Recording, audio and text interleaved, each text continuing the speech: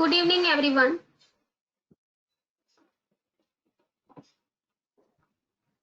Okay.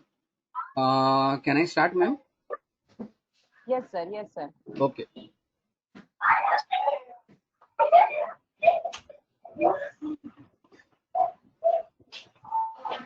Uh, Good afternoon, everybody, and thank you to Bhagan Mahavir University that university allowed me to conduct the seminar for the data science and visualization.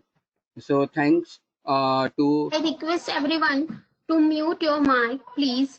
And I request Mr. Vikas Gokhale, sir, to start the webinar. uh, okay. I already started, ma'am. Good afternoon, everybody. I request all once again to mute yourself and Vikas, sir, to start your presentation. Okay, ma'am. Uh, is it audible to everybody? My screen is visible to everybody? Yes, sir. Yes, sir. Okay, fine. Good afternoon, everybody. And again, thank you to uh, Upasna ma'am and Bhagwan Mahavir University who allowed me to conduct the seminar on data science and visualization. Okay. Uh, First of all, let me give the some of the introduction about the topic which I'm going to cover.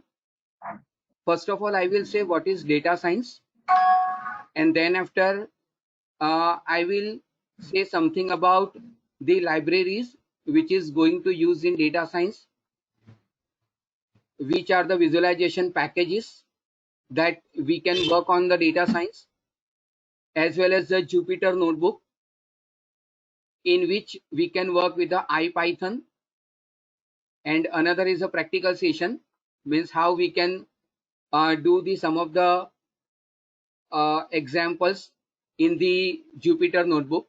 So these all are the topics that I'm going to cover. Now, first of all, before starting the webinar on the data science, let me say something about the data science. What is the exact mean of the data science? Means, first of all, we should know the definition of the data science and how it is useful into the different application, and for that which procedure, or I can say the which step that we need to follow, that I am demonstrating in front of you. Actually, data science is a group of the various tools, packages, algorithms, and the machine learnings to find out the specific data on the basis of the requirement from the raw data. Again, I am repeating, data science is the one type of the mechanism which is the group of the various tools, different packages, algorithms, along with the machine learning to discover the specific prediction, to make the visualization on the statistical analysis from the raw data. That is the common, I can say, the data science definition that I'm giving. The next step is the life cycle of the data science. Before moving into the data science, first of all, we should have the idea about the life cycle of the data science. We need to follow the some of the steps, or I can say the phases. Data science have a some of the phases that we need to follow. First of all is the business understanding. Means at least we should acquire the data on the basis of the client business, and we need to understand its strategy and the business policy. That is the first step. Another is the data mining. This is the second step. Data mining means to gather the raw data, and from that data we are getting the necessary data. Now what is the meaning of necessary data? Means sometimes it might be possible that data consists of the irrelevant data and some data consisting of the zero value also. So that we have to omit the data and we have to get the fresh data. That is called a data mining. In the simple meaning I am saying, the third step is the data cleaning. Data cleaning means, again I am saying that whatever the irrelevant data, some of the record is not included in the specific raw data, might be possible we are not getting the data in a specific format, like date, like the numbers, floating value. So all that thing we need to do on the basis of the data cleaning. That is the third step, or I can say the third stage. Fourth stage is the data exploration. Data exploration means we have to come up with the problems, that which type of the problem that we are facing in the business, meaning, or the prediction that we need to find it out on the basis of our existing data. So that all these things we have to do in the fourth step, that is called as a visually analyzing the data. Fifth one is the feature engineering. Feature engineering means select the important feature and construct the more meaningful ones that the raw data can select our proper visualization. Feature engineering means the which type of the algorithms, which type of the functionality that we have to use in the data science, that we can come up into the fifth step. Another is the sixth step is the predictive modeling.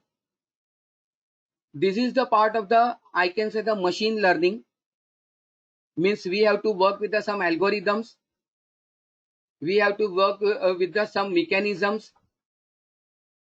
like different algorithms, machine learning vector, another is the KN, another is the prediction.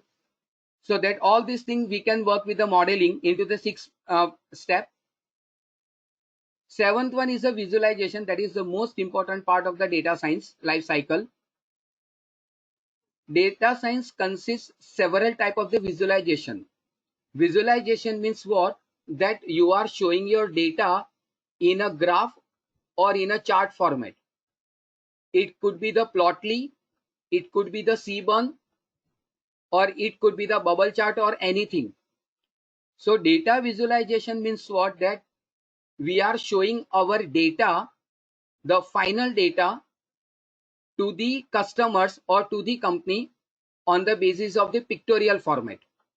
So that is the entire idea behind the data science life cycle. So this is the, I can say, the first step we need to follow: understanding, mining, data cleaning, exploration, feature engineering, modeling, and data visualization. These are the 7 phases of the life cycle. Another, when we are working with the data science, we should have a knowledge of the different libraries, or I can say the packages. The first one is the NumPy, which is normally used for the multi-dimensional array and the matrices. It is also normally used for the mathematical function.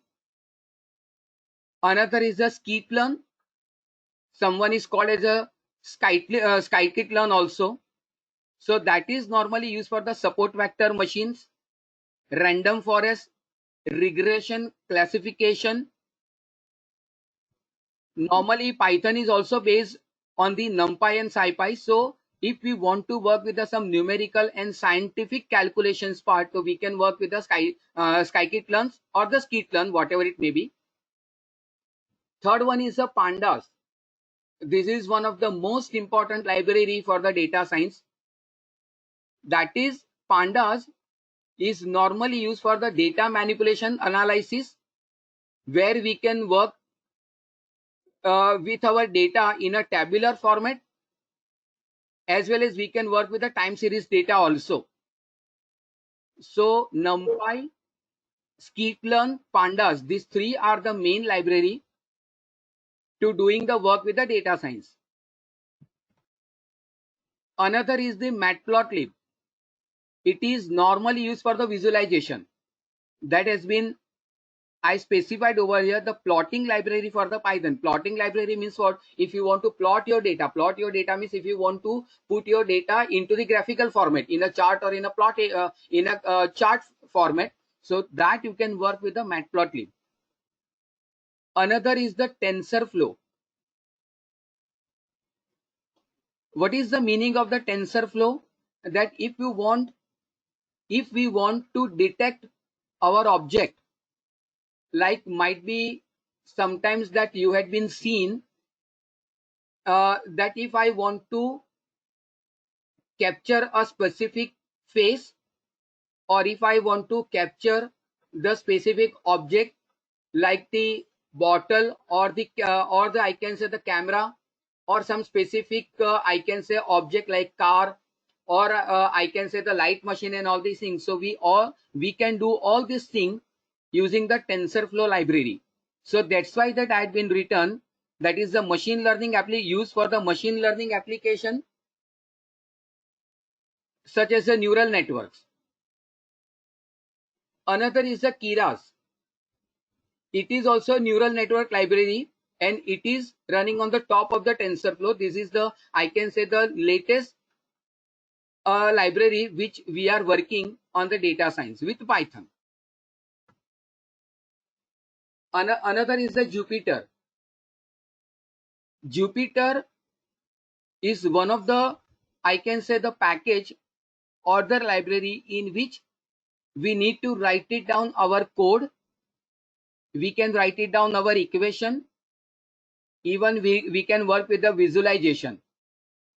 So Jupyter is the one of the, I can say, the most important library for the data science. Another is the Co, that is called as a Colab, that we can use with the Google. That definitely I will show you in the practical session. It is similar to the Jupyter Notebook, but for that you need to work with the Google. So it is very much similar to the Jupyter Notebook. Later on I will explain that one. So the link is also has been given, that is colab.research.google.com. If you click on this, so directly you can move on to the Colab book. Okay. Another is a Crystal. This is also one of the data science package or the tool used for the deep learning, that is the GPU enable environment. Now, when we are working with the data science, so we need to follow the some of the process, as I discussed earlier, as I explained earlier, that first, that is called as a Osman. First of all, we need to obtain the data that has been written over here, gather the data from the relevant sources. S means scrub the data. Scrub the data means clean the data to the specific format that the machine can understand. Another is the find a significant pattern and trends using the statistical method. Data science having the various statistical methods and the algorithms that we need to work with the data science on the basis of our data after passing to the previous two stages. One is the obtain and second one is the scrub. Third one is the model. Model means for the prediction, that which type of the we are doing the forecasting, which type of the model that we are acquiring, and which type of the prediction that we are doing. That is the part of, I can say, the machine learning. And fourth one, that put the result into the specific visualization format, like you can put your data into the visualization form like graph and chart. So that is the process of the data science. Muted.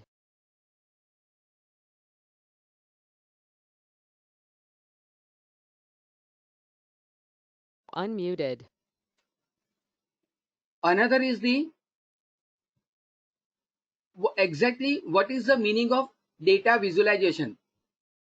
As I had earlier mentioned when I started my webinar, so I had mentioned earlier that we are going to do the seminar on the data science as well as the data visualization. So visualization means what?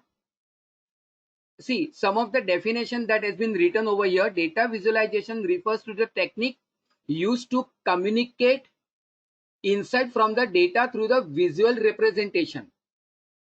In the normal, simple definition that I can say, data visualization means we are showing our data in a graphical format. So how that data visualization is important for us? See, something has been written over here.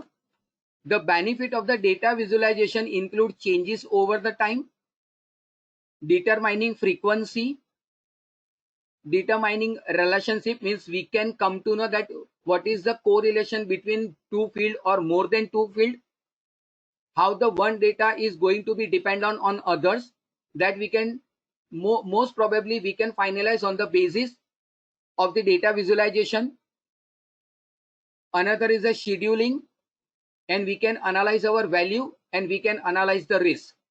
So these all are the benefit of the visualization in the data science.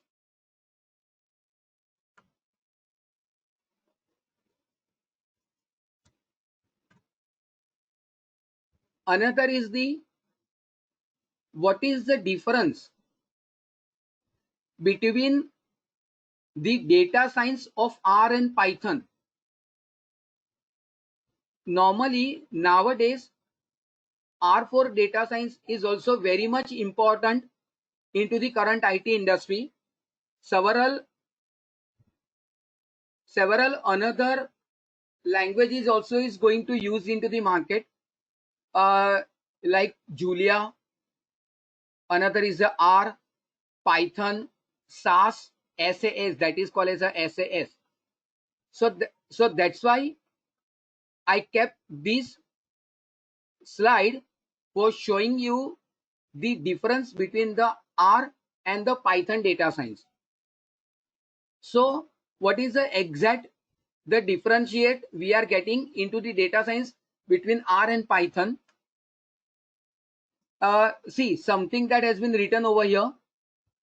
We can directly work with the SQL table into the Python, whereas in R programming we can work with the Excel, as well as we can work with the CSV file and the text file also.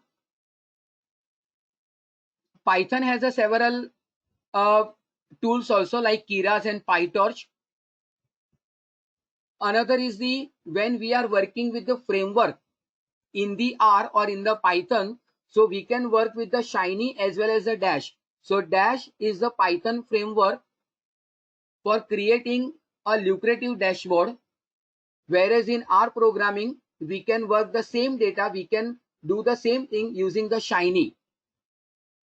If I'm talking about the visualization, so we can work with the Matplotlib as well as the Seaborn, that is the visualization packages or the tools for the Python. Whereas if we are working with the R, so we have to work with the ggplot, dplayer, and the another chart is also there. So these are the two differentiate between Python and R for the data science.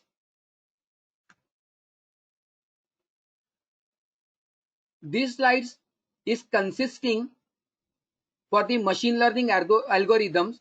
We have several algorithms like supervised learning, unsupervised learning, reinforcement. I am not going deeply in that one, but these all are the algorithms that we can use into the data science in Python also, with R also.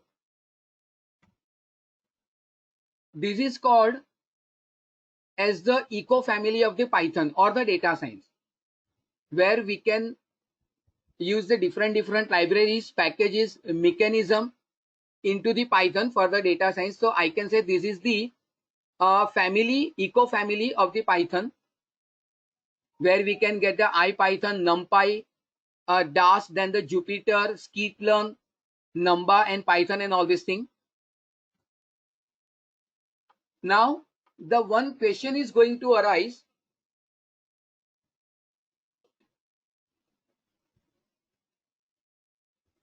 One question is going to be arise. If I'm working with the data science, so which type of the application that I can build? That is a very common question that normally I had seen that several students is going to ask me, that which type of the normally applications that we can design or we can develop by using the data science, as the pictorial format or as the images that you can visualize on my screen, that we can work with the fraud, as well as we can develop the fraud and the risk detection application. We can work on the internet search also. We can work with the speech recognition also. We can develop the image recognition application also. As I told you earlier, when I talked about the Keras, and when I talked about the TensorFlow. See, if I want to detect the object, so that we can do by using the TensorFlow. See, several objects that we are detecting, that this is the car, this is the bicycle, this is the truck, this is the person. So if we want to detect our objects, so that we can do by using the OpenCV also, as well as the TensorFlow also. Now, if we want to fetch a specific, I can say the face, so that we can work with the data science also.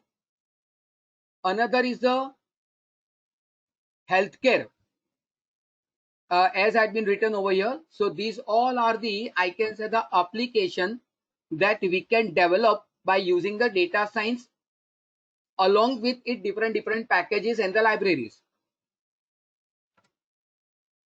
These are the top 25 companies who are working with the data science. Google is there, LinkedIn, IBM, Microsoft, Pinterest, Databricks, Yahoo, Apple. So these all are the IT tycoon companies who are working with the data science. This slide is very much important for me. Might be the one question is going to be arise, that if I want to work with the data science, which software that I need to install? That is very important question to normal candidate, I can say. So first of all, we need to install the Anaconda. Again, I am saying, before moving into the data science, Python, that is the language, might be all of you are aware by that one. So Python and Anaconda, these two tools, and one is the language, Python is the language, of course, and Anaconda Navigator is one of the, I can say, the packages. By using that, we can work on the Jupyter. So you have to install the Anaconda Navigator, and you have to click on this button, launch. As you click on the launch button, automatically Jupyter Notebook will be activated and you can work on that. Suppose if you want to work with the Jupyter Lab, so even it is possible for you. That definitely I will show you in the practical session. Another is the, as I told you earlier, RStudio. So if you want to work with the RStudio for the data science, so even you can work with that one. So in the Anaconda Navigator, you will get all the necessary packages and the libraries for which, in which you can work with the data science application development. once you launch the Jupyter, you will get this type of the screen. As I told you earlier in the, as I spoke earlier in the previous slide, see, when you click on the new, you will get this type, or you will see all this type of the languages like Python 2, Python 3, R, Scala, then even Julia is also there. See, something has been written, Julia is also there. So these all are the, I can say, the data science languages, or I can say application that you can accumulate, you can cover into the Jupyter notebook. And the another, the right hand side screen, that is the Jupyter Lab. See, these all are the files that has been opened over here, and see, these all are the notebooks that has been specified over here. So these two are the screen which specifying that which on which language that you are working in the Jupyter, and this one is the Jupyter Lab that definitely I will show you in the practical session. So up to this, I had been shown you that what is the meaning of the data science, which libraries or the package that we need to work on that one, which applications we can develop using the data science, and the another things, what is the visualization of this thing. So I am completing my presentation over here. Now I am moving the further onto the practical session.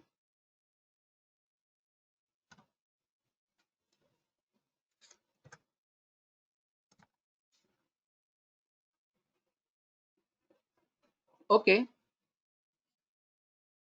see, the one thing is very much important. When you start with the Jupyter, in the background process, the Jupyter notebook server is going to be start. See, this particular screen is indicating that right now Jupyter notebook internal server is working on that. How can I do that? See, if I'm going to write it down Jupyter, so you will get this type of the screen. So if you click on that one, so you will get this screen. And once the process that has been completed, automatically the another screen will come in the browser that is called as a local host, and 8888, that is a port number, that is the default port number. We cannot make any changes on that. It depends on the configuration of the machine. These all are the my IPyNB files. These all are my files, and these all are my folders. And right now, see, you can see that I am working with the Jupyter. And if you are clicking on new, if you are clicking on the new, so you will get the another screen. Now, as I told you earlier, when I'm talking about the packages, so inside that I spoke about the Colab. This is the Colab. If you want to capture the photograph of the screen, you can. So once you go through this particular URL, once you go through by this URL, you will get this screen. And if you want to work on the Jupyter, click on the file, click on the new notebook,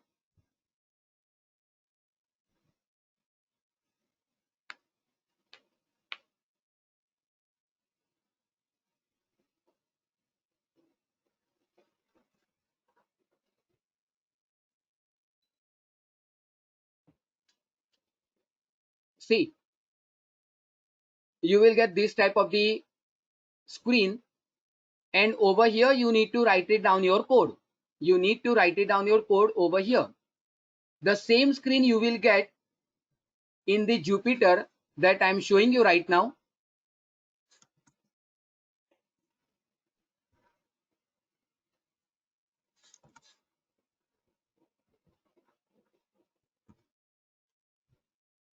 and this is the Jupyter Lab.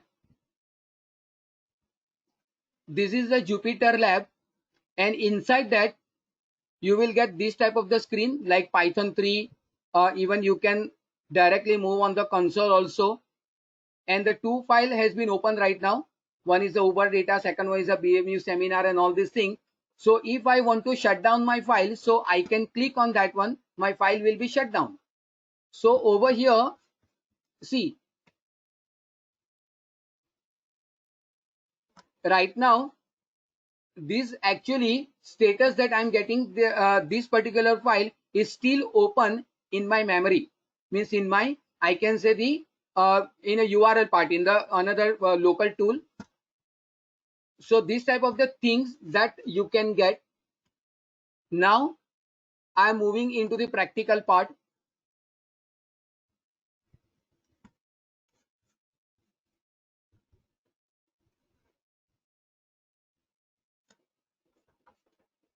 Fine. Am I audible to everybody and my screen is visible to everybody?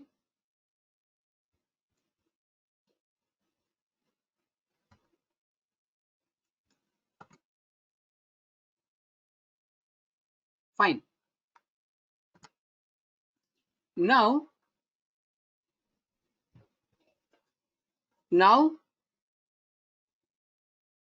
I'm come up with the practical session. So please keep attention on that one because this is a very important part to all of you guys. This is the Jupyter notebook on which I'm working right now. The first thing that I'm showing you, what is the meaning of series? Actually, in data science or in Python, of course, in Python, there is no concept of the array. There is no concept of the array in Python. But if you want to work with the array, so you have to work with the NumPy. As I told you earlier, when I started my presentation, so I had been told you that NumPy is normally used for the creating the multidimensional array and the matrices. So there are various, I can say, the functionality that has been resided into the series. Into the data science. Among that one, the first one I'm teaching you, that is series. Now, what is the meaning of series? There are three types of the mechanism or functionality you can get into the data science. One is the series, another is the panel, and third one is the data frame. So out of that, I'm going to teach you two. One is the series and second one is the data frame. Panel is not that much of important. So now what is the meaning of series? So series is a one-dimensional label array capable of holding the any type of the data. Means you can work with the integer, you can work with a string, float, or any of Python object and all these things. So what we have to do earlier, initially we have to import the two packages. Might be if I'm taking you into the C language. So before starting the C programming language, we have to write it down, include studio.h, include conio.h. So these two are the header file that we have to specify into the C program. It's similar to that when we are working with the data science into the Jupyter notebook, we have to work with the pandas and the NumPy. These two libraries and the matplotlib, pandas, NumPy and matplotlib, these three libraries and is very much important to all of you. Otherwise, you cannot work with the statistical and analysis work into the data science along with the Python. So first of all, I'm going to work with the I had been specified import pandas as PD. Now, what is the meaning of PD? So PD is the, I can say, the secondary name. Means I can say this is the aliases that had been given to the pandas. It is not mandatory to write it down, but if you are going to specify, so that can be useful for you. So I had been written import pandas as PD, and I had been written import NumPy as NP. So these two things is mandatory before working into the data science in the Jupyter. Now I had been written data, that is the variable, and then after I had been written mp.array. But might be possible some of you might be asked that, sir, I don't want to write it down numpy. So what I have to do? Nothing else. You need to write it down numpy.array. That's why I had told you earlier that np is the, I can say, the secondary name for the numpy. So if you are not going to use np, so you have to write it down numpy.arrays. Fine. And inside that, I'm specifying my data. I'm specifying my array, that is A, B, C, D, anything. Means if I want to write it down 1.5, 1.6, if I want to write it down 10, 15, 20, anything. So that all this thing you can specify. As I told you earlier, that series can contain any type of the data, but see, that has been specified in the list format. Just let me go through that one, that when you are working with the Python, so you will get a data structure like list, tuple, set, and the dictionary. So I'm not going deep in that one. I'm not going deep in that particular area, but I had been specified some of the data into the list A, B, C, D, or like this one. And then after pd.series, see, actually series is the function, and inside that I specified my data, I specified my parameter. So data is the parameter in which I hold my value. And if I press S, so S is the again another variable, so I will get this type of the output. So 0, 1, 2, 3, it will take automatically. I don't need to specify this one. As simple as similar to the array. Array always start with the 0. Another is the, if I want to keep my own index, as I told you earlier, that 0, 1, 2, 3 is the index, and A, B, C, D is the value which has been given by me. But someone is asking me that, sir, I don't want to keep 0, 1, 2, and 3. I want to do it commits. I want it customized. So even that you can work. So after the data into the second parameter, you need to work with the, you need to write it down, index is equal to 100, 101, anything. So see, right now I am getting the fresh data on the customized index. So even I need to keep my name. So even I can keep over here. It's not like that one. You can keep the only numerical data in the index. It's not like that one. Fine. You can keep any data, or you can work with the any data type. Third one is the dictionary. I'm creating the one dictionary. I'm working with the dictionary. So exactly what is dictionary? Might be some of the candidates might be having the idea about a dictionary, list, tuple, and all this thing. But let me cover with this. This one. Dictionary is a dictionary in Python is an on-order collection of the data value. Is an on-order collection, and it is working on the key pair value. So when you are working with the dictionary, one value is considered as a key, and the right side is considered as a value. See what I had been written again, pandas and numpy. A is the key and 0 is my value.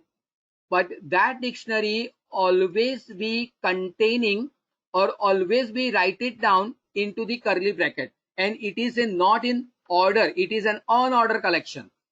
So 1, 2, and 3, I created one dictionary. I had created one dictionary with the 3 values A, B, and C, and I want to give my own index. As I told you earlier, that I can keep my index in any data type. I can keep in a numerical also. I can keep in a character also, even in string also. So see, I had been written B, C, D, A. So just see the output. What I'm getting over here. B is the 1. B is the 1. C is the 2.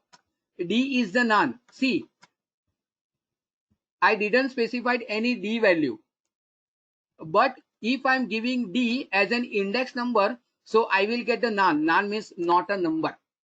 And A means 0.0 as that has been written over here. And I'm getting the data type. D type means data type, that all the value is in a floating format. So it will indicating me that this is a floating value. So if you are not giving, it means if you are giving the additional index, this is called an additional index. So this index is not the relevant to the value which I had been given in the data set in the dictionary format. So it will take as a non-value. I'm going further.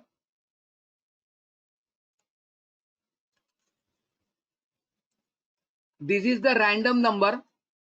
Random is the function, and inside that I'm working with the one functionality that is called as a rand, and I had written 10. So I'm getting the 10 data. See, I'm getting the 10 data. And if I'm saying head 3 and if I'm saying tail 2, so I will get first 3 data, and after that I'm getting the last 2 data. See, this is my first 3 data, and if I'm passing this one, so I will get these output. I'm getting the last two data. So tail, by passing this tail, I will get the last 2 data, and by using head, I'm getting the first data from my data set.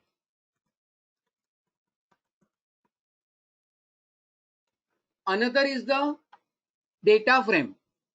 So exactly what is the meaning of the data frame? As I told you earlier, the series is a one-dimensional array. In that I can store the multiple values in any data format. I had been taught you about the data dictionary also. Now I'm saying what is the meaning of data frame. So exactly, data frame is a two-dimensional size mutable data structure. Now what is the meaning of the mutable? That we can change. We can change.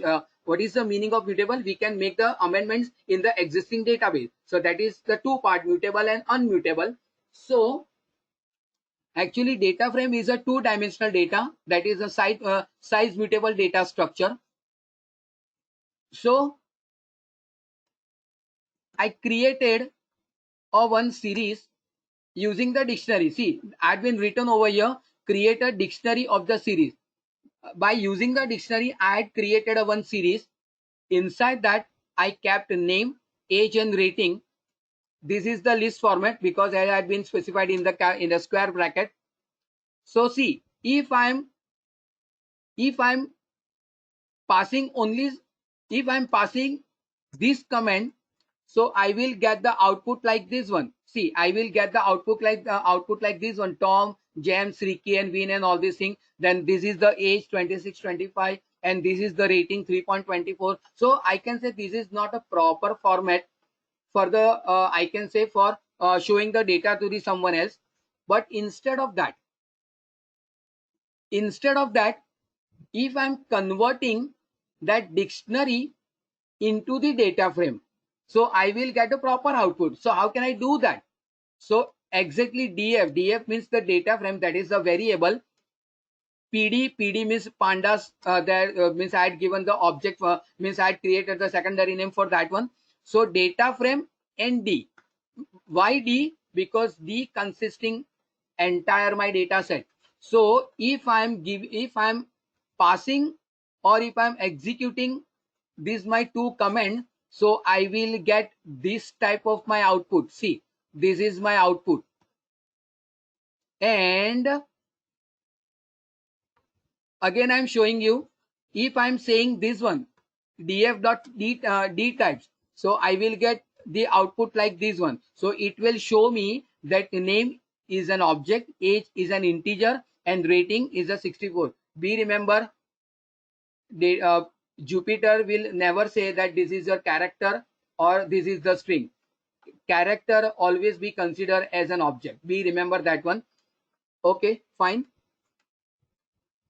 Now if I want to read the data from the Excel, if I want to read the data, or if I want to pull the data from the Excel, so you need to work with the read underscore Excel. This is the inbuilt function which you are getting inside the Python.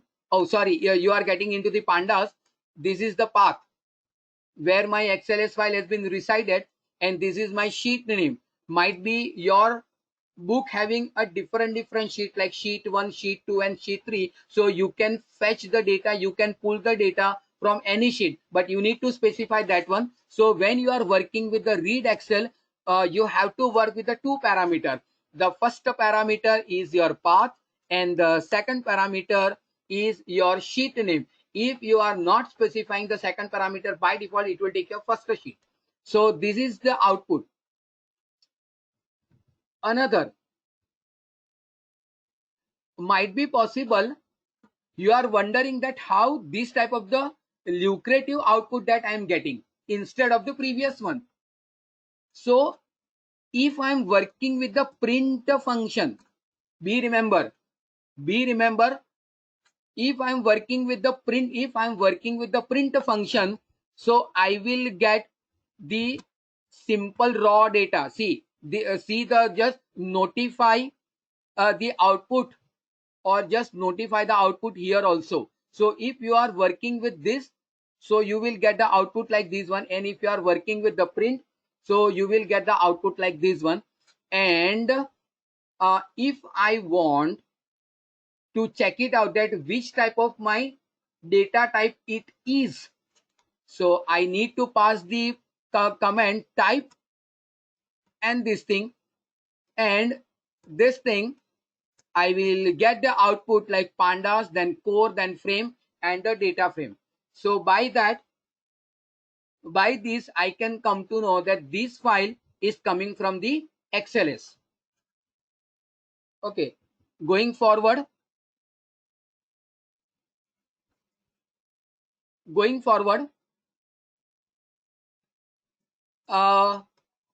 shape, then size, values, and empty. These all are the functionality. These all are the functionality of the pandas. These all are the different functions. The small function, as we are working into the C, like get ch and CLR screen, they all this type of the stuff. So again I created one dictionary using the series, and if I'm working with this one, I will get the output like this one. If I'm working with the shape, so I will get the data. So sorry, I will get the output like 7 and 3. 7 and 3 means total 7 rows and 3 columns. If I want to find out the size, 7 3s are 21. So I will get 21.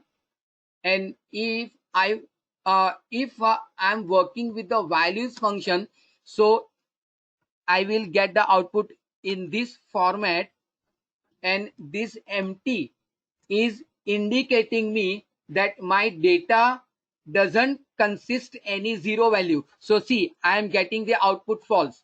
Means if I'm working with the empty, so I will get the Boolean value whether your data consists false or true. So these all are the basic functionality of the Jupyter or the data science, I can say. Now another is the format. Might be all of you are aware by the C programming, or might be all of you are aware by the Java and C# programming, that if I want, or even might be all of you are aware by the SQL also. SQL means if I want to keep the specific pointing value after the digit, like percent means, as you all of you are written %2f or %3f in the C or something like this one. So I will get I will do the same thing into the pandas, into the Jupyter. So see, this is my real output. See, this is my data. Month is January, February, March, anything, and my expense is this one. But I don't want to I don't want to show the 3 figures after the point, means a decimal point. I want to keep only I want to keep only 2 or 3. So see, if I'm doing like this one, so I will get 3. Or if you are doing like this one, if I'm doing like this one, so you will get 2. So what I have to write it down, pd dot option dot display dot format float. This is the main function. So if you want to work with this type of the formation also, so you can do with this one. I am having the CSV data also. As I'd been told you that how can you pull the data from the Excel file by using the read Excel. Now I'm showing you that how can you pull the data from the CSV. So you need to write it down, read underscore CSV. This is the file that I'm having, nba.csv. Now, if you are observing this particular data, so you are getting, see, you are getting the none. None means not a number. Means I can say this is the missing value.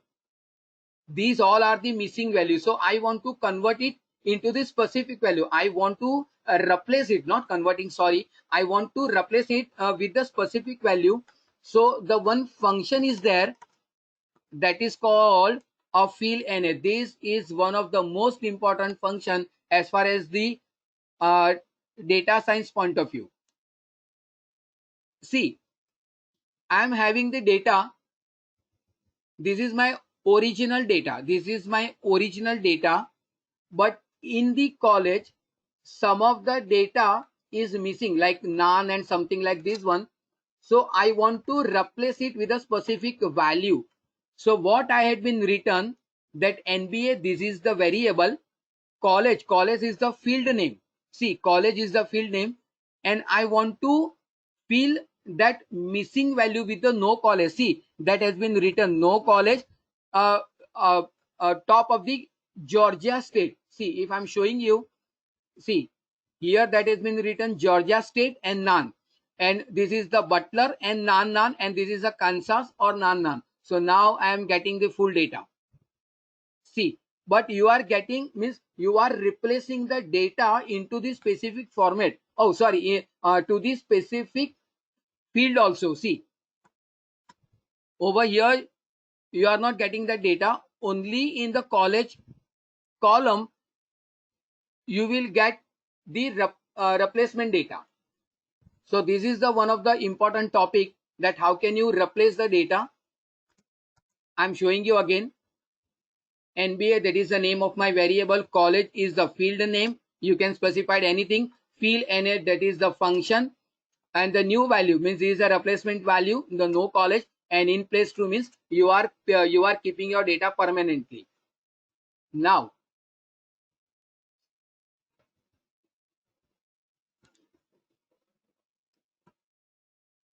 if I want to fetch the data from the SQL server, if I want to fetch the data from the SQL server, so even I can do that by using this one. You need to install the PyODBC. Until and unless if you are not installing PyODBC, you are not able to fetch the data from the SQL server. So what I had been written, import pandas, import PyODBC, and the one thing that had been written con is the variable, pyodbc.connect. pyodbc.connect, actually this is my driver name, this is my server name, Pari is the name of my database, and connection, trusted connection is always yes. This is an optional, you need to write it down, this one. And after that I had been specified one query, select star from DB or login. So be remember, Pari is the name of my database, W8 is the name of my server, and login is the name of my table.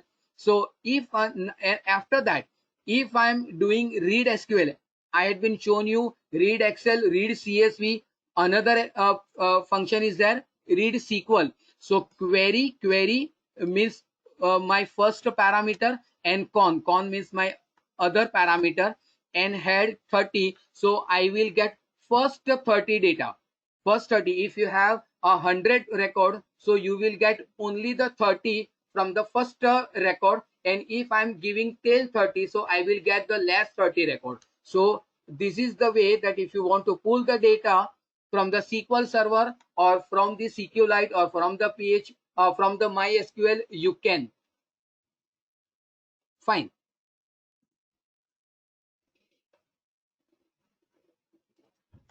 Now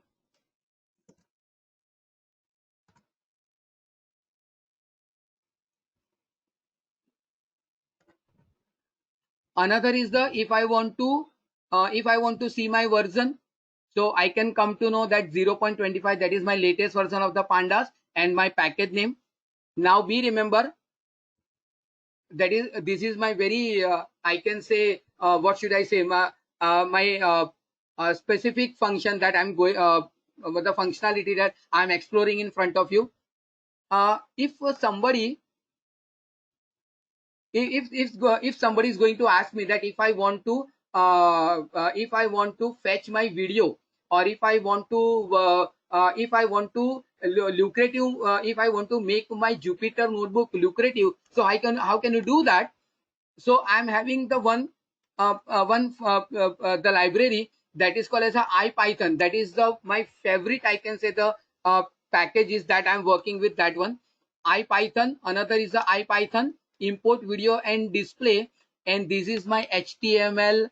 This is my HTML format, my functionality, I can say. Now if I'm running this one, so you will get the output. See,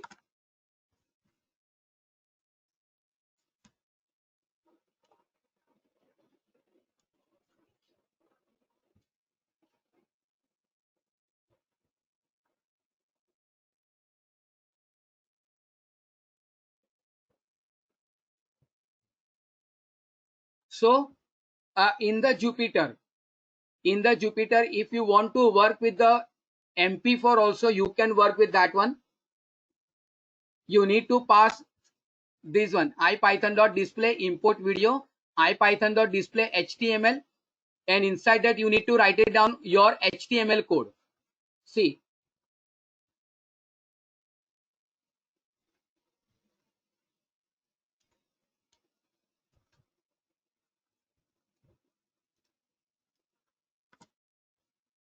now if I want to work with the MP3, so this is called as a, I can say, the magical function of the pandas.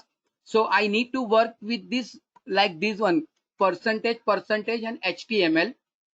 Then audio control means this is the one MP3 that I'm having. See, I'm showing you.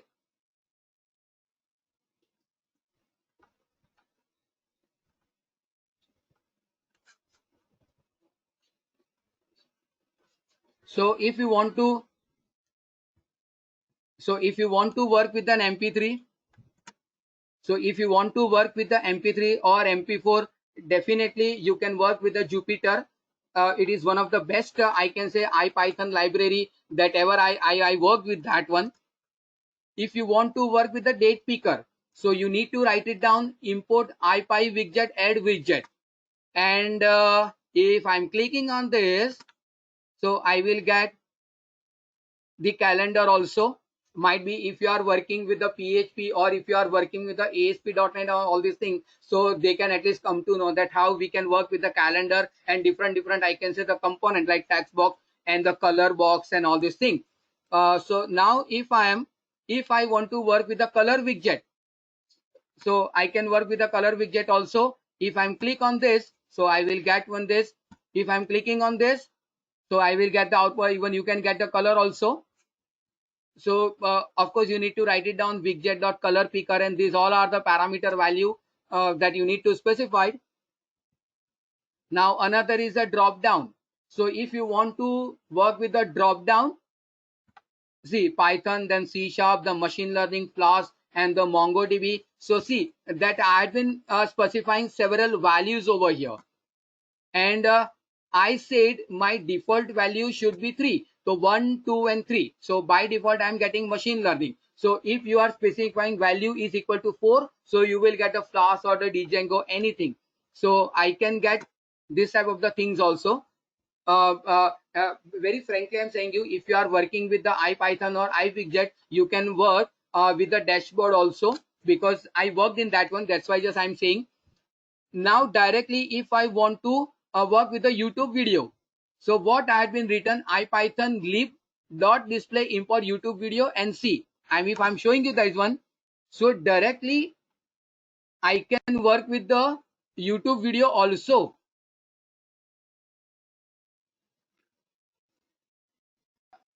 right? As I earlier shown you, that is my local file, that Dubai file, and this is the this is my path of my YouTube video. So directly you can, if you want to, you can. Are you getting my point? So this type of the things, if you want to do, so you can.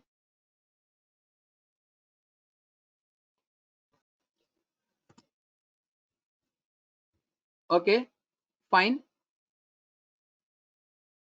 Now, if you want to work with this specific file, see, actually this is the one of the COVID file, work and organization file that I'm working with this one. So you need to write it down ipython.display.iframe. Until and unless if you are not specifying this particular package, if you are not working with this one, you are not able to get this particular data. If you want to work with this specific website into the Jupyter, so you can. Another is the IPy widget, that is called as a loading and all this thing.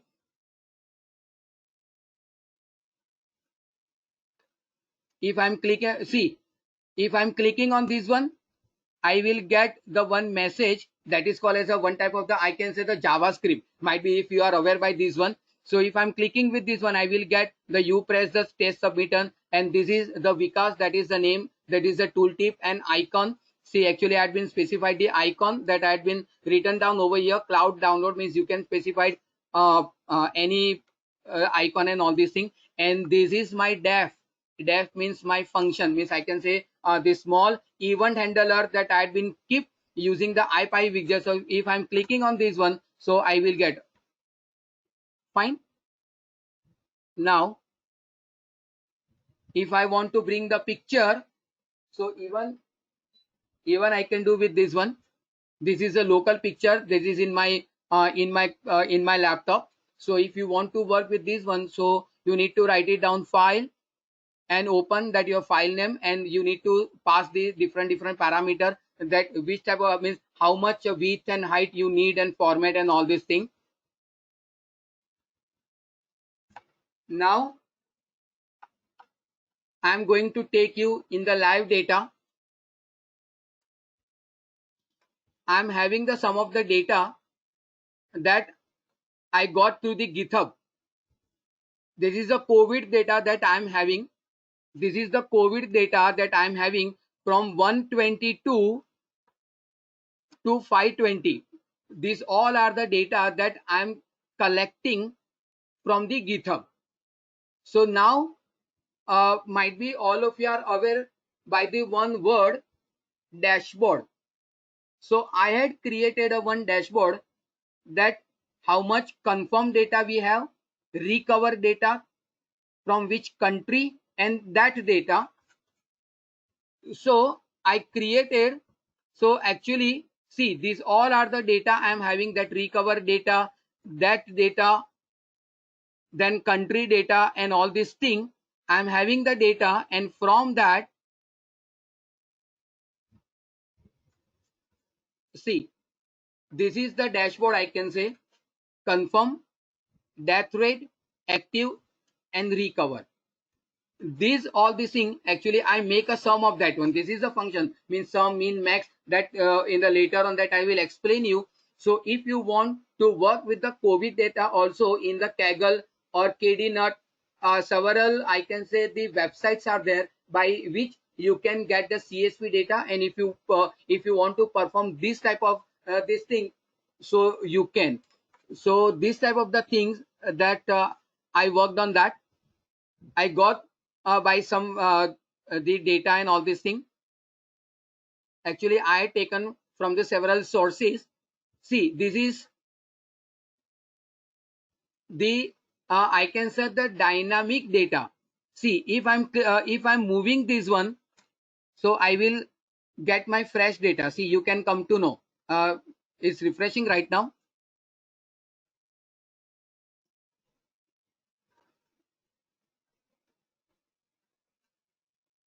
See, actually these all are the data on the basis of the COVID my data set. So I am having, so if I'm moving this particular range, so I can come, means I will get the data, means I am getting the first 10 country that who are worst with the COVID and all these things.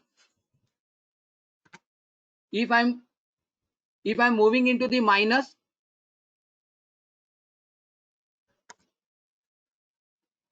if I'm changing, so if I'm changing to 6, so I will get this data also. See, this is the data.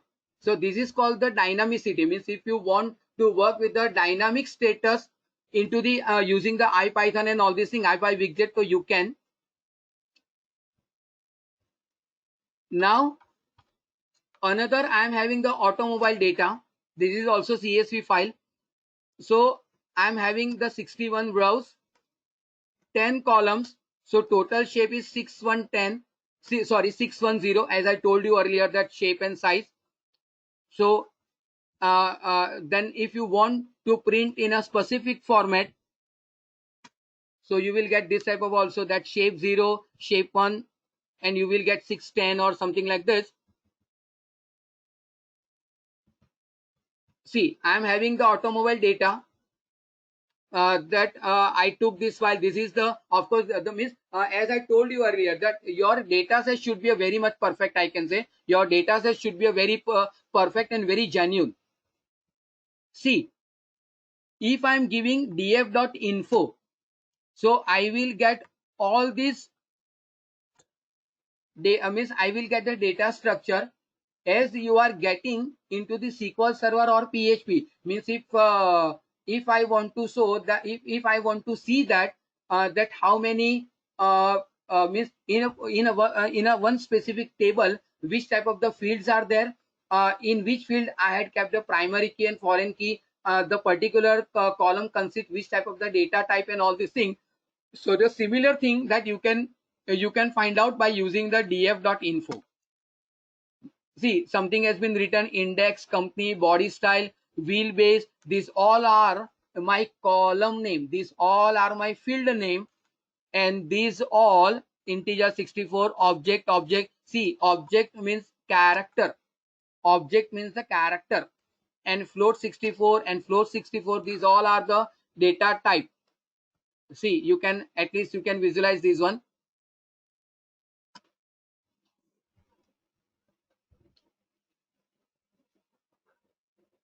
Now my practical means I had been means working on the some several questionnaires and all these things. Actually, I want to find it out. I want to find out the highest car price. This is the one question. Might be the viewers which are sitting right now, might be the one question is going to be arise when I started with my first screen, the life cycle. That first of all you need to think about the business strategy, business management. Then you need to find it out. You need to collect the specific data, and I can say the mining and data cleansing and all these things. So this is the very first question that I am putting in front of you, that I want to find it out the company's highest car price. So how can I do that? So what is the process? Means I have to go through by which particular scenario? First, import the package. Second step is read the data. Third one is the make a group of the company, because I am having this several car in my car showroom. Assuming that I am having my car showroom, and inside that I am having the several cars, including the Audi and BMW and Jaguar and Mazda and all these things. So I want to find out which is the minimum and the maximum highest car in my showroom. So what you have to do, you have to do the group on the basis of your company, and by that one, by making the group, you can work with the one function, min and max. So if you want to find out the minimum car price, so write it down mean. If you find out the highest car price, you can work with the max also. So see, I to find out the highest car price, I have to go through by these three category. This is my first step. This is my first category, I can say. Load the data, group the data, and make a proper functionality on that one. If you are following this three stage, you will get an output.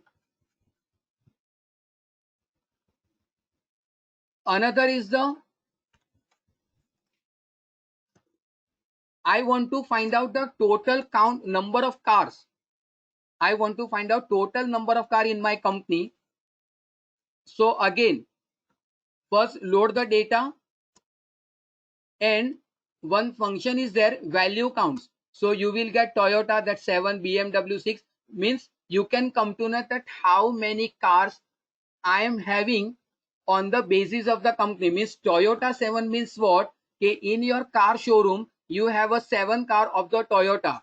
This line is showing you that you have a 6 car of the BMW, and this line is showing you that you have a 3 car of the Porsche.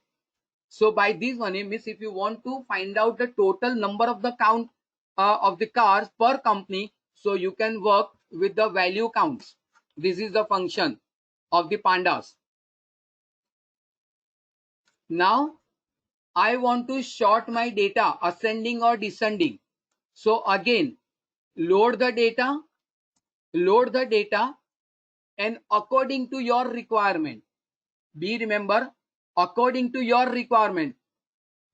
I worked on price as well as the horsepower. You can take any, you can take the body style also, you can take length also, you can take the engine type also, anything. So what I had done, I want to sort values. I want to sort my values on the basis of the price as well as the horsepower. First it will take the price, and on the basis of that price it will move on the horsepower, and ascending equal to fall. Means you don't need to specify ascending, you don't need to specify ascending and descending. Descending keyword is not going to be used in this one. You need to just only work with the true and false. Fine. So by this way, you can sort your data in an ascending way also, or even descending way also.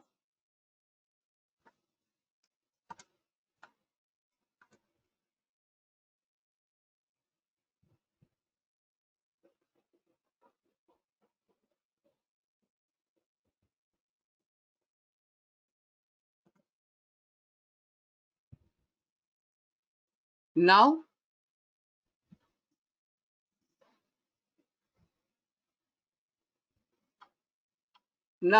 just read the question.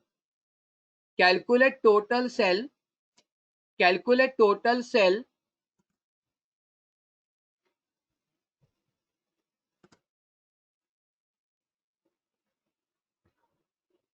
for each product and show it using the pie chart. Again, I'm reading the question. Calculate the total sell data for the last year, for the each product, and show it using the pie chart. So if I want to do like this one, so I'm working, see, now I'm showing you the graph. So matplotlib, as I told you earlier, that matplotlib is the one of the package that we are going to use in the Jupyter for the data science to visualize our data. So I need to work with the matplotlib for to visualize my data, to show my data in a graph or in a chart format. So I'm having another file, that is company sales data. I convert that data into the list. I converted this particular data month number. Month number is my column name. is my column name. See, I'm having a one file. This is a CSV file. Inside that, I'm having a different column like face wash, then face cream, toothpaste, and all these things. And I'm having the month number also 1, 2, 3, 4, 5. I am having the different month number also. So what I had been done, I load my data in the memory. I converted my month number to the list. I made the labels. See, face cream, face wash. See, you can see this. Just notify this one. So you can keep any labels, face cream, face wash, and all my labels or all my data. And I made the sum of that one. See, face cream dot sum, face wash dot sum. So I make the summation of all my sales data. This is my axis and sales data. So if I'm going to write it down, plot PLT means I've been specified earlier. So pie, by using this one, I'm saying that I want to create my pie chart. Sales data means from here itself it will take my value. Labels means this one, and this is my specific, I can say, the format which I need to cover with my plot. So I'm not going to deep in that one. And my legend means this one. So it is up to you that where you want to keep your legend, lower right, then lower upper left, anywhere you can keep your legend. And title, sales data, see, that has been written over here, and plot dot show. So if you want to create a simple chart on the basis of your CSV file, so you need to follow this type of the steps as I told you earlier. And when I'm when I'm teaching the data science to the student, so always I'm saying that make a part, actually just make the bifurcation of your question.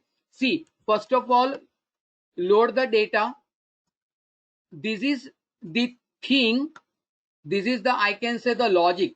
This is not a logic, but exactly what you have to do, that I had been specified, whether I need the data in a maximum way, in a minimum way, which type of the things that I have to follow. So this is the another thing. And the third thing is my visualization, that in the which particular format I want to show my data. So this is my third step. So at the time of creating the visualization, it could be your pie chart, it could be your histogram, anything. You need to bifurcate your you need to you need to make the part of your question. It is very much important for you. Okay, now read all the means another question that I'm having. Read all the product sales data and show it using the multi-line plot. Means if I want to create the chart like this one, so even I can do. So what the things that had been done over here?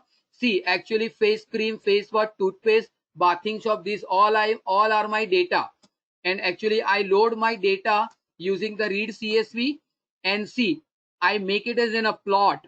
I make it in a plot. Say month list. This is my month list. Means actually this I had been stored in my CSV file, and these all are my variable. I can I can customize my label also. See, I had been written over face cream sales data, that had been specified over here. Marker 0 means as you are seeing the 0. See that see my graph.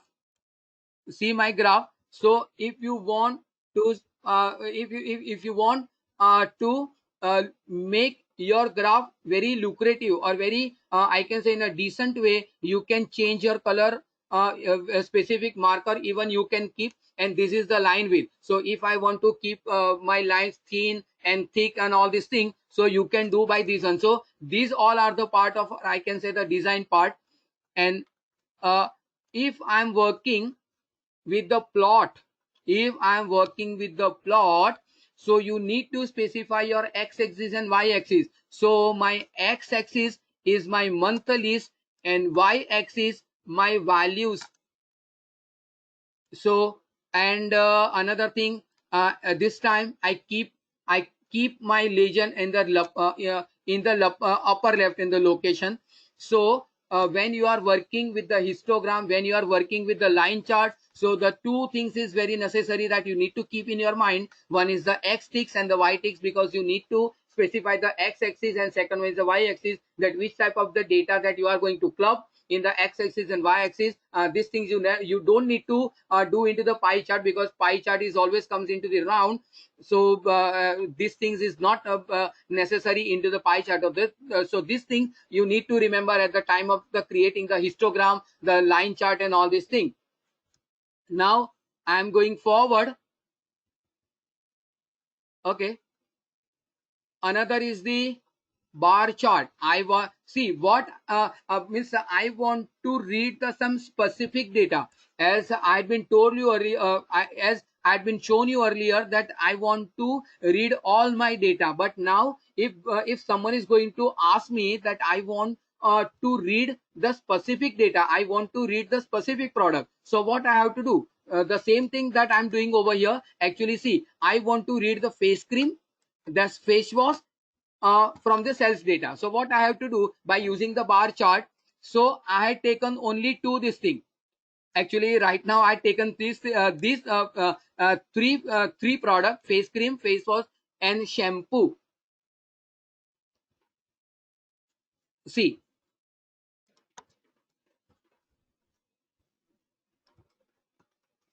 something that had been written over here. I'm just showing you by this one. See, I'm keeping it means actually I make it as a comment. I'm making it as a comment. See, right now you are getting 3 bars. One is the green for shampoo, blue for face cream, and orange for the face wash. So if I make it as a comment, and if I'm running my chart now,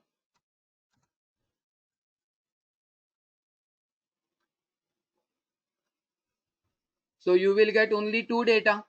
You will get only face cream and face wash. Now, if I'm making uncomment over here, and if I'm doing the same thing, so you will get your original data also. See, right?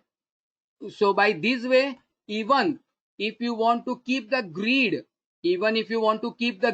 see, something means you can visualize it, you can notice this one over here. So if you don't want to keep grid, so let me comment this one. See, now grid is not showing you. So by this way, you can make the customization, you can do the customization in your Jupyter.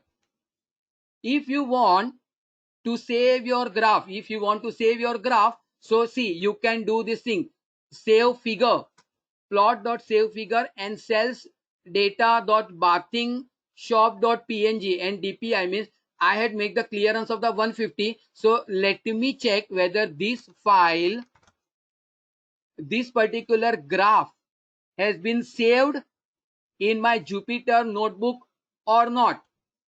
So I'm going into my on my original file. See, you can come to know, you can see this. See, sales data bathing soap.png, that I'm giving name over here. Sales data of bathing soap.png means if you want to save your graph, you need to pass the one function, save figure.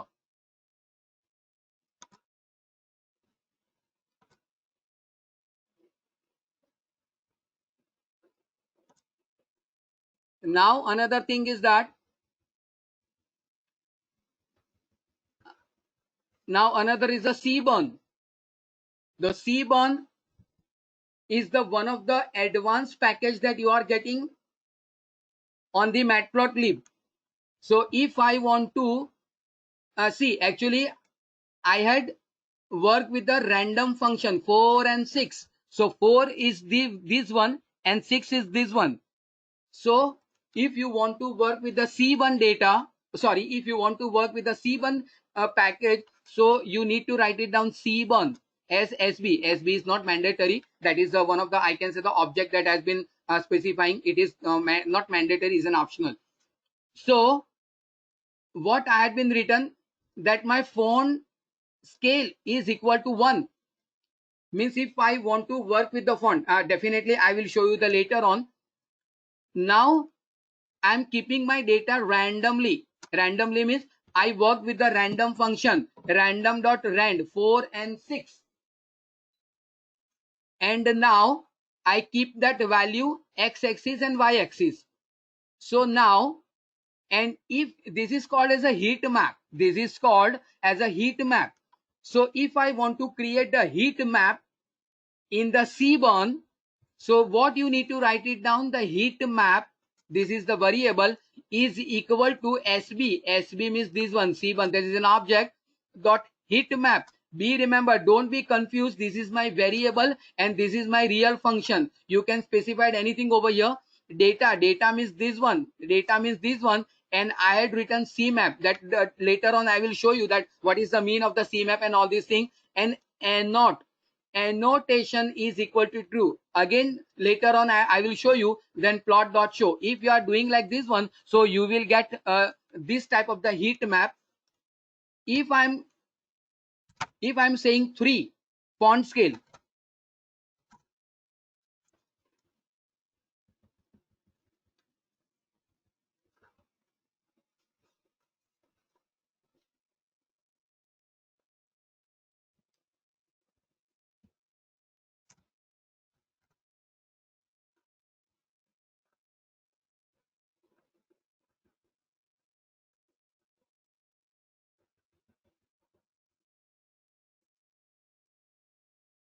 see my font has been increased.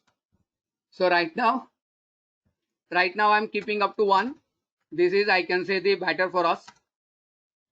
Fine. Now what? Let me comment this line. Let me uncomment this line.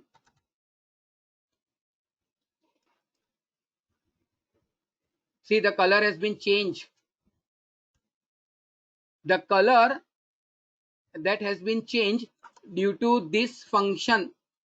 Due to this function, there are several color setting available in the C1. You will get this thing. If you are going into the Google, just write it down, CMap, you will get all the color data. But now if I am giving false, FALSE, so let me again execute my program. See, I am not able to see my values. So if I am doing true over here and C bar, so if I am saying false, FALSE, if I am saying false, so this will also now disappear. See, are you getting me this thing? So now again I make it as a true, and again I'm saying that I want the C bar TRUE true. If I'm hitting this program, so I will get the same output. Now I'm uncommenting this and I'm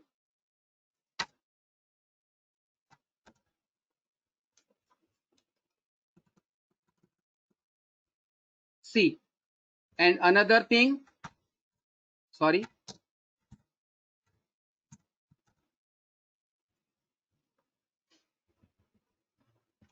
C. So several color you have. It's up to you that which type of the things that you want to keep. This is the C1. Actually I'm having the another data also, that is the Titanic data. These all are the live data. So I'm having a Titanic data. So actually this graph, what means actually this graph indicating what? That actually this graph indicating that see that had been written.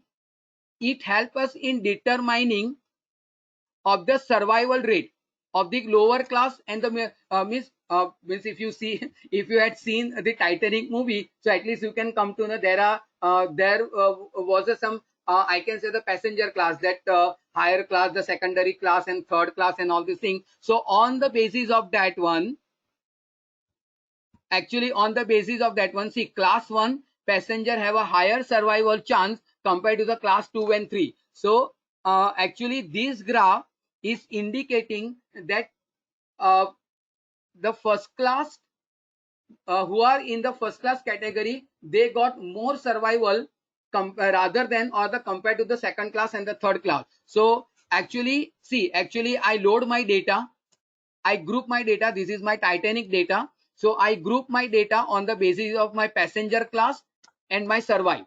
So I'm having the data also, and this is my heat map. So on the base of that, I created a graph.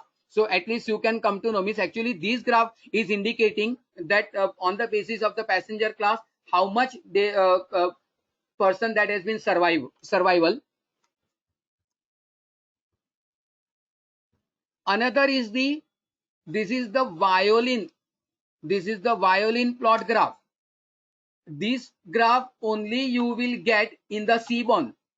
You will never get into the Matplotlib. You will get violin plot chart only in the Seaborn.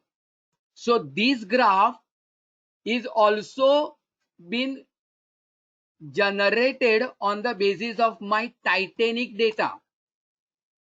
So actually this graph giving you the summary,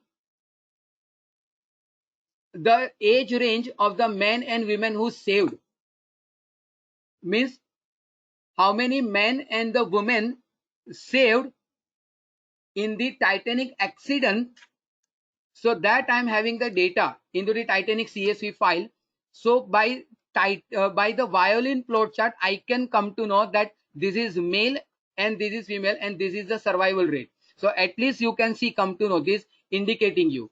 So by this one, so this violin plot display the across all the data of the category, means from here you can come to know that what is my survival what is my survival rate into the men and the women.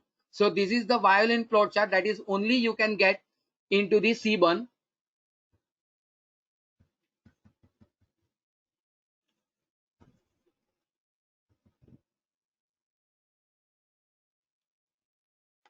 This is the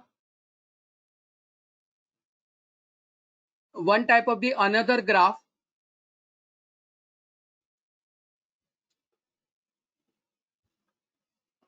This is also a part of the Seaborn. So I worked with some font scale.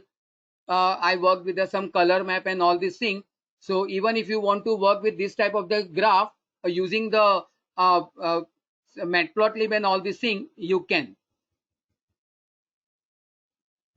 Now might be all of you are aware by the iris flower data set. Might be all of I hope so that might be you are aware by the iris flower data set.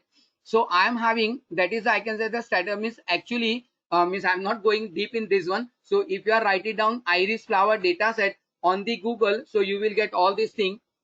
Actually that has been introduced by the Ronald Fisher. There is a biologist. This is the biologist and a statistician into the 1936.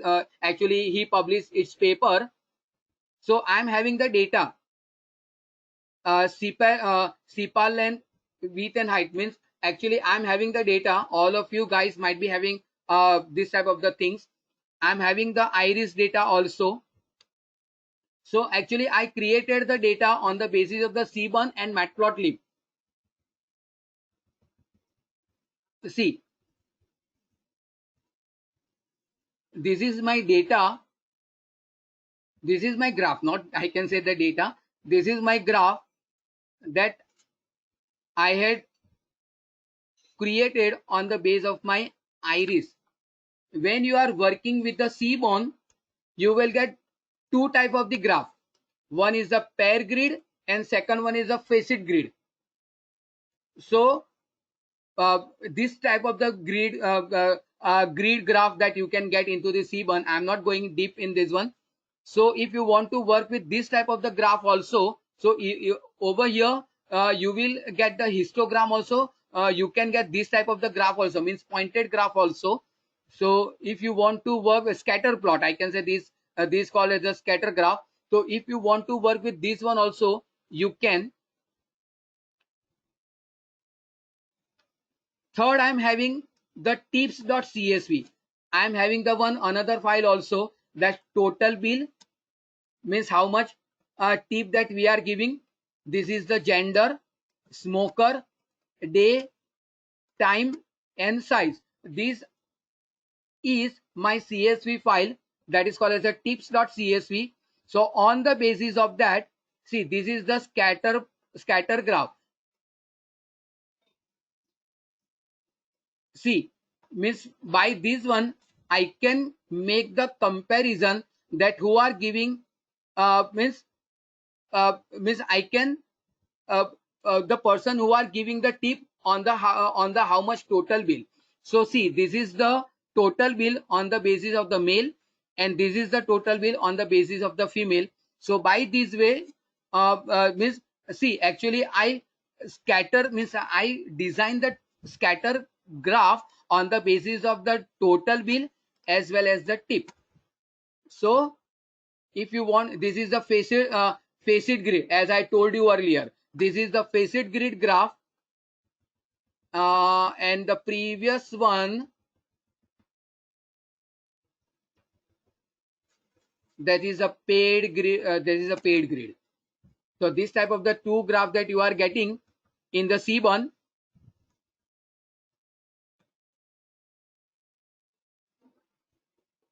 And last, this is my last topic. This is called as a word cloud. So if you want to work with a word cloud,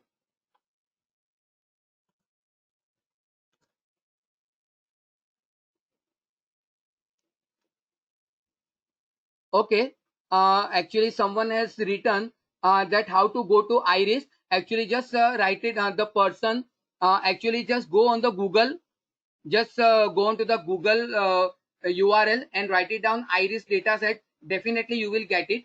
This all these things you will get it into the Kaggle also. Just again I'm speaking, again I'm repeating, just go onto the Google and just write it down, Iris dataset. You will get everything. Now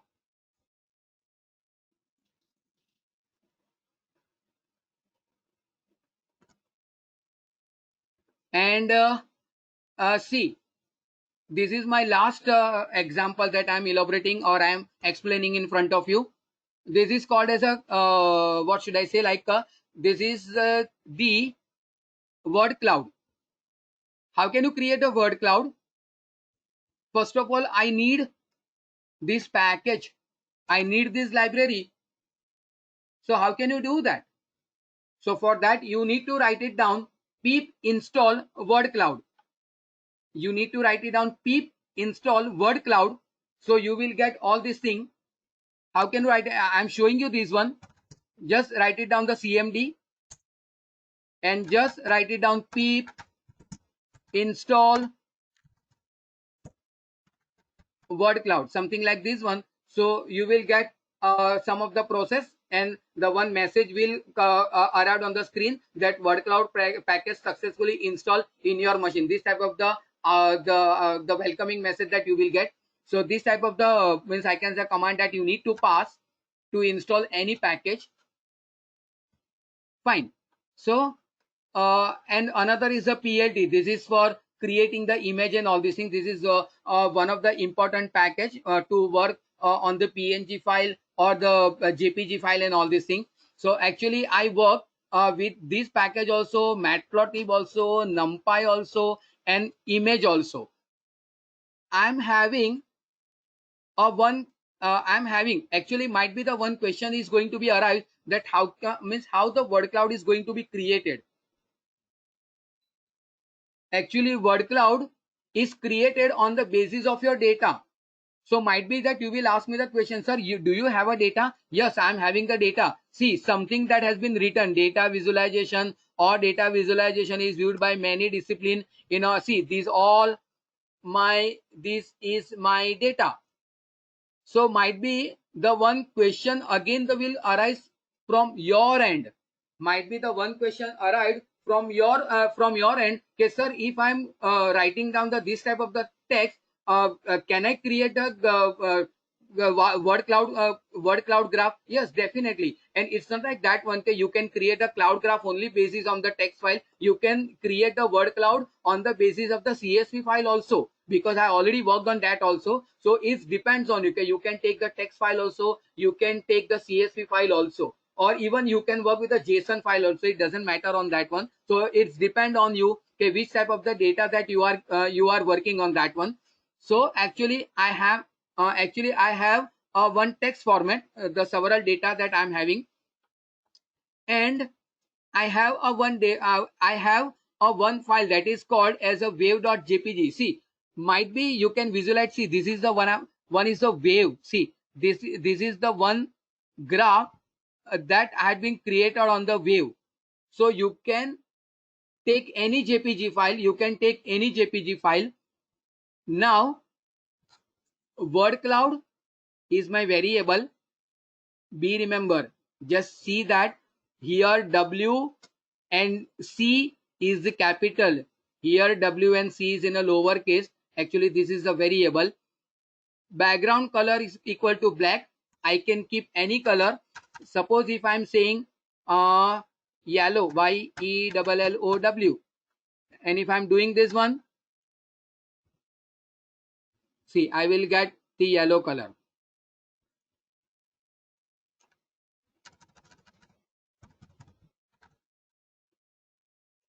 Something like this one, but black is also means black is the best one. See, so something like this one. So color is black. Mask, wave mask, because in wave mask actually I stored my JPG. So by this way you can generate the text. So you need to create the cloud on the basis of the text. So where it is, see, over here you are getting your data. You have your data, word cloud, margin. If I don't want margin, so make it as a off. See, now you are not able to see your margin. If you want the margin, you can write it down only on. See, so is up to you that which type of the things then you need to keep in your graph. And in the last plt.show and my margin x0 and y0. Fine. So actually these all are my session as far as practical session. The theory means as far as what should I say, like my PPT which had been shown you. Actually these all are my MP3, MP4 and MP3 file. IPython widget which had been shown you earlier. So by this way you can work with the data science. Actually the practicals or the demonstration which I had been demonstrate in front of you, that is purely on the statistical and visualization example that had been given. If you want to work beyond this one, so definitely you can go with this one, because nowadays data science, R language, Python, Shiny, this is the framework, machine learning, these all are the very, I can say, the upcoming technology by which you can make your career. And definitely if you want to move into the good company, into the good MNC company, or into the good corporate company, and if you want to work as a data analysis or data engineer, so you can definitely move into that particular arena. Along with this one, if somebody wants to work with the big data and the Scala, and if you want to corporate in the sense if I want to merge the big data and the AWS with the data science also, definitely you can do with this one, because nowadays this field is a very green for the multinational company and the corporate sector. So right now I am keeping my session over here. I am winding up my session over here, and thanks to all of you, my viewers, and stay home, stay safe. And again, I am very much thankful to the Upasna ma'am and the Bhagwan Mavi University, who had given me the opportunity to share my knowledge, to share my views into the front of the all of the viewers. And again, thank you very much to all of you, to the Upasna ma'am and all the staff member who had corporate me, who cooperating me into this session. Stay safe, stay home, just take care of yourself, and God bless you. Good night. I'm Hello, sir. ma'am. Sir. हाँ बोलो ma'am. Sir, thank you for such an informative session. We all enjoy, and the information which you have covered is very knowledgeable, and you have shown so many things in particular this time. Okay. Hello. Hello. And I hope all the viewers and all the attendees also like this one. We have as the end of this session. Yes, sir. Okay, yeah, we are ending up our session. It will be provided in the group also. Okay, ma'am. Okay. Thank you so much, sir. Thank you so much. Okay. Here's feedback link is provided in the chat box and it in a group also. Okay. Once again, I would like to request you our next session on cyber security.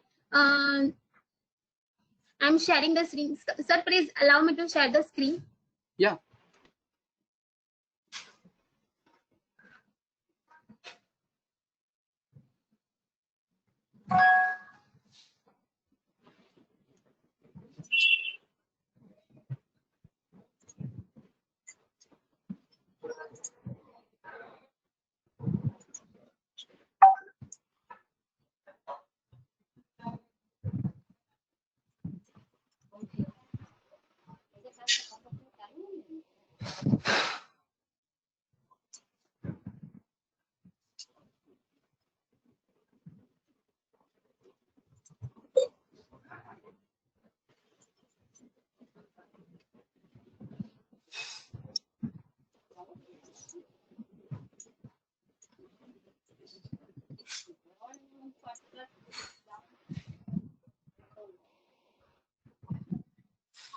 Our next webinar on cybercrime awareness on 31st of May, 11 a.m. to 1 p.m. It will cover the cyber attacks, how to protect your digital assets, and security tips by Mr. Maulik Shah, who is a cyber security expert in NetX Group.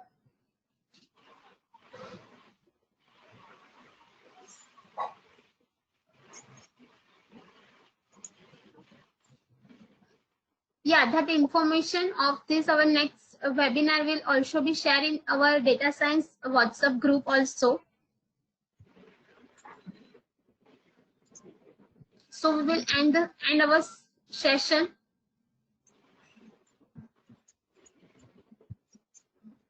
Yeah, actually, I have not shared the screen. Sir is giving me a permission. Ma'am, actually earlier I had given एक minute, just a minute, ma'am. Okay. Deepali.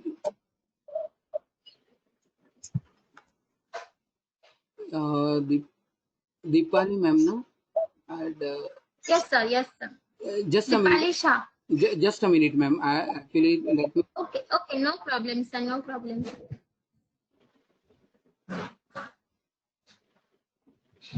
I'm not the okay. I'm okay. I'm just giving you the power of the organization organizer. Okay. Okay. Had given me.